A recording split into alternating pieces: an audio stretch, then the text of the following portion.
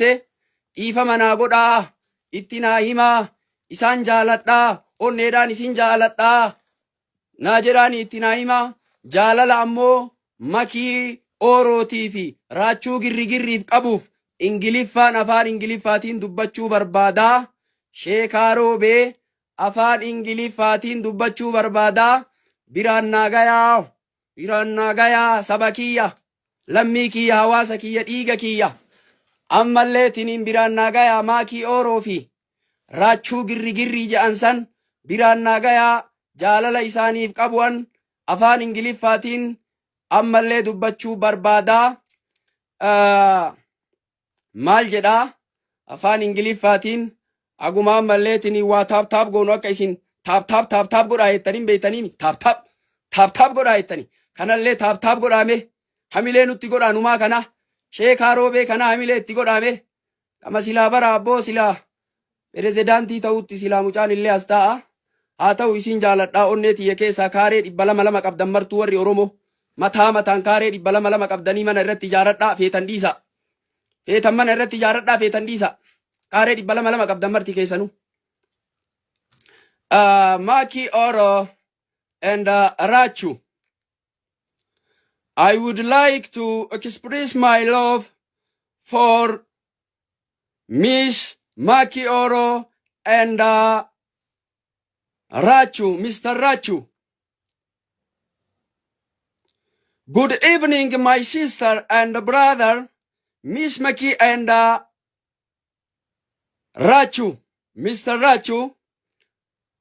First of all, I would like to say congratulations, my sister and brother. Actually,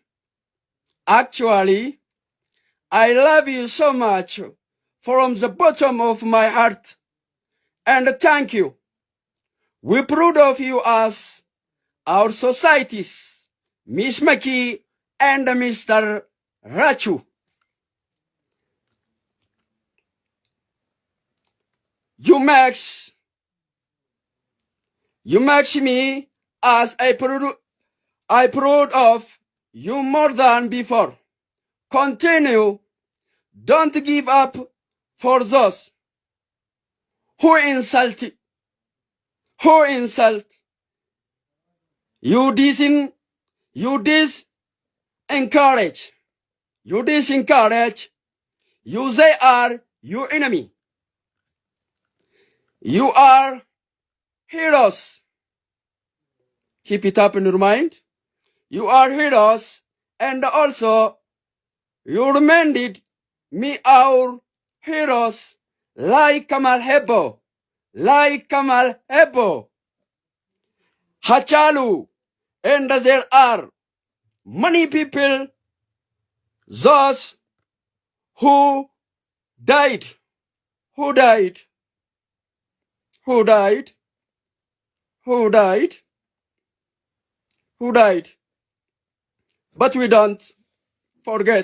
But we don't forget. Achalo in the Kamalebo. But we don't forget.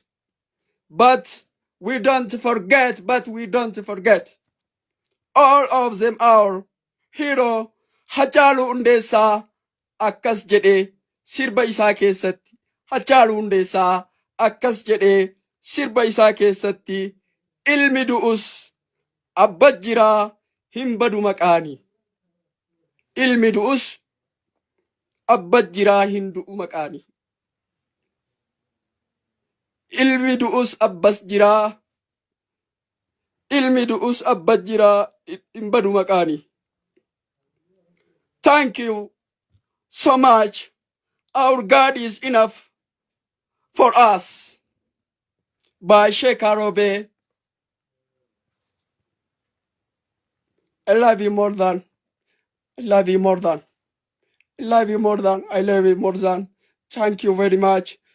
you very much. Kanarra dubbachuulleen barbaadu saba kiyya dhiiga kiyyaa. Kanaaf nama keessan kiiloo beekaa bira dhaabadhaa. Nama tokko obbo kiiloo osoo isaan beekin ammootiniin awwaaluun deeminaa. Nuti saba keennaa malleetiniin ni quuqamnaa kabiyyee jirullee ni quuqamnaa.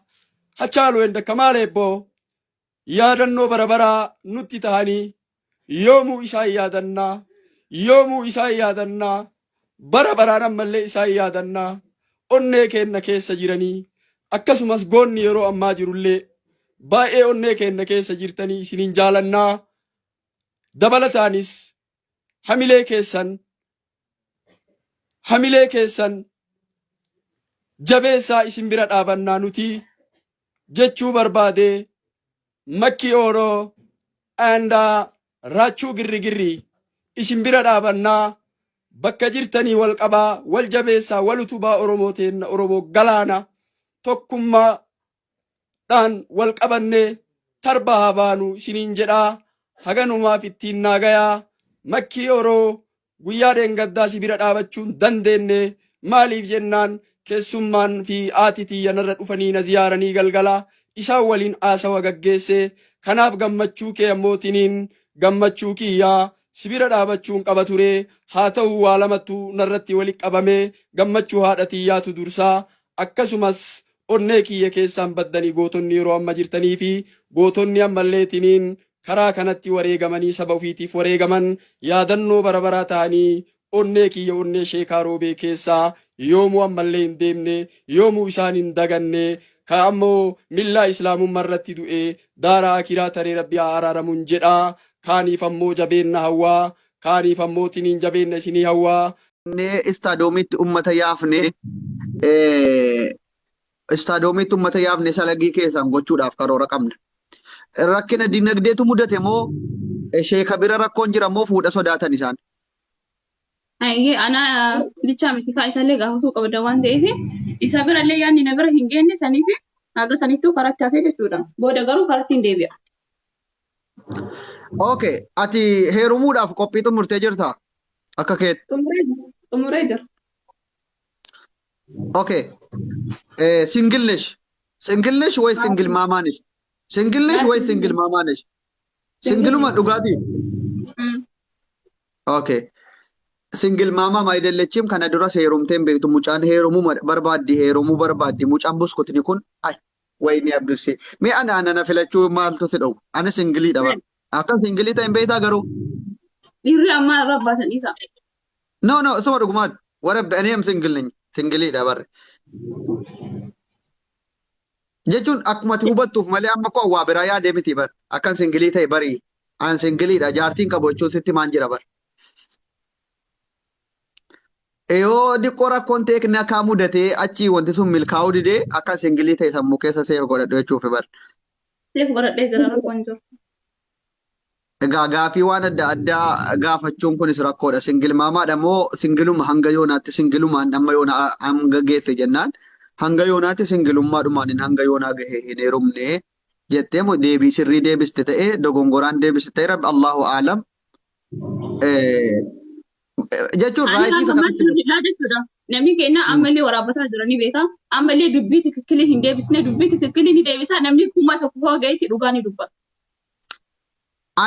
Diqqoommo booda ani bar nama jaarsa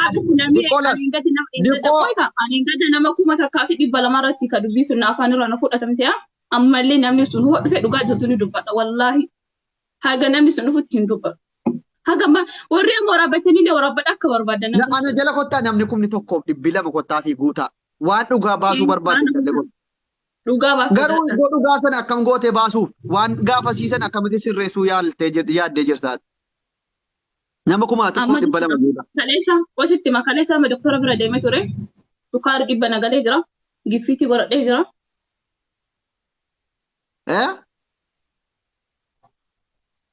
Kiiloo meeqa? Kiiloon kiyya በጣም ጨመረee jira. Kiiloo 120 jira. Akkanatti jetteen taa'in bicuu ol ka'e dhaabbadhume akkuma kanatti dhaabbadhume.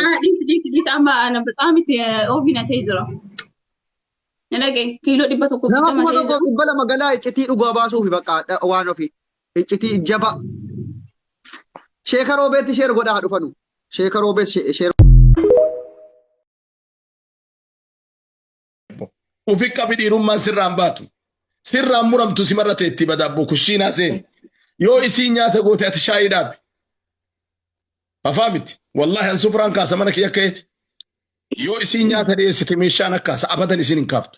Sarratanyummaa bitadheen jiru kan. Yes. Sarratanyummaa bitannee baraadha manaatiyya. Kun dhiirummaa ta'een irraan tuqu. Kabajaa naa dabala malee mana kee keessatti. Jaalala nuu dabala malee. Tafsiisi yaakii kun ta'u uffadhu mana keessaa dhi. Bisaan itti jisi bisaan sitti haa jisitu. Tulaa'ibuka wa tulaa'ibuhaa jedhanii rasuulli. Mee ilaali hadiisa. Ka sheekaa fuula guura. Ka darasaa fuula itti guura. Ka barataa fuula itti guura. Ka kuun fuula itti guura. Billaahi innumatti asitti ture. Isin wanni isin tiiviin argaattu faranjii ta'u dhungattuuf ta'u wal arraabduuf ta'u lammataa deemti. Isin kan hawwaatti. Kanaaf insha Allah mana keenya ka horachuu danda'u ka bulfachuu danda'u numa namni 107 jecha tiyya tana dhageettanii namni haadha manaa qabdan mee jarraba alaala yoo isin biraa fagoo jiraatte bilbilaa fi yaa ruuhii yaa hayaatii wama si baddale hunda naa dhiisi jedhi mee amma ansi malee jiraadheen danda'u jedhi ajaa'iba rabbiiti yor dubartii irra jaalala mul'isuu jaalatamu dhiira beektu dubartii irra mul'isuu jaalata bar suuraa kan kee gubbatti hidhattee ufitti hidhattee sirba jaalala arginaan si itti hiitee tamma munaafiqaallee bar itti bakka jaalala kan kee kana si ibsuuf yoo isin dhakaamu kan buutu yoo isin si jecha kaanii kaan dibattu ati amma kun yoo mana galtu qunxaan afaan qottu kaan hin teetta fuula si guure yoo dubartii biraa birattu amma suufa gicci gootee uffatta hin saalfataa yoo achiin bee nagaa jirtanii fayyaa jirtu an uumama kiyyarraa dhasii ol inaasee malee dubartii illee haasofsiiseen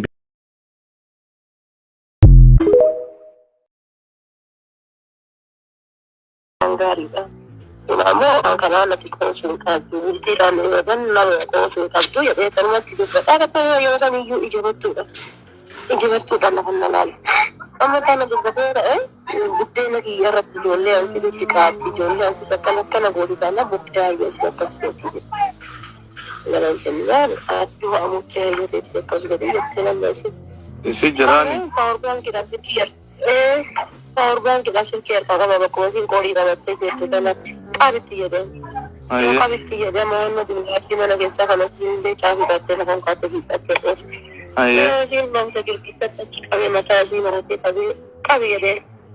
Sin namee fakkeenyaa qabdi anaati abbaa manaati ookee. Eega isin wallantan antaa'een baarra biyya dachaafadhee isii qabaa jalatti ishii inni dhiira waan fedhee ta'eetiin jedhu. Inni dhiira isumatu miidhaa jira tatii ta'e ka'eetiin isa qabu. Yoo ittiin jedhe arusiin karaa hattuudha. Arusiin waan akkasiin maal yoo ta'e isii iseetiin jedhan naqamtaa haala tumtuudha jedhu. Waliin mari'attanii bultaan qarnaan irra dhadhaabate.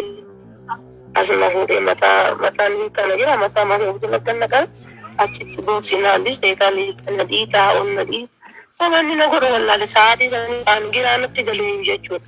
Ani indoone tumamu dhiisi na kabajjaati yaa'u isiisan iyyuu dhiisa jedhee malee na tuma jedhee ittiin yaannee jechuudha. Ajaa'iba. Fuuli natti nallee silkiin harkatti nan dillee achiin lamuu baay'eetiin qa'ee makiinatti ta'ee ka'ee baay'ee bittee. Amma teessi jirtare. Asliin saati kaleessaan biraa wanna dhabee kee gaditti bilbilanii obsaatti kimasanfaatti bilbilanii akkamitti soonsiin jirtan achitti duute dhanii akka isaa wannannaan jee gargardala dhufeeti. Asii na hodheedhaan deemee achitti garii waliin gaane.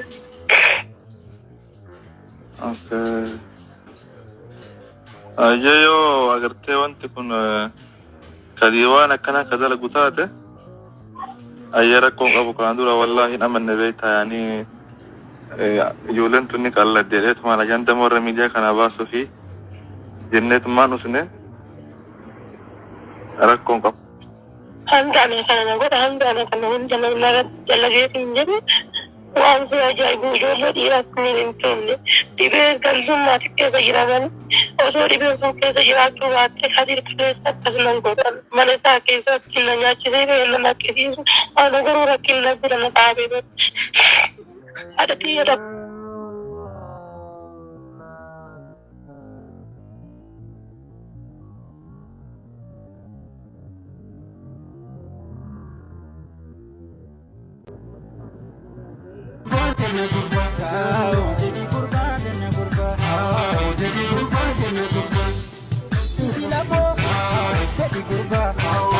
argamti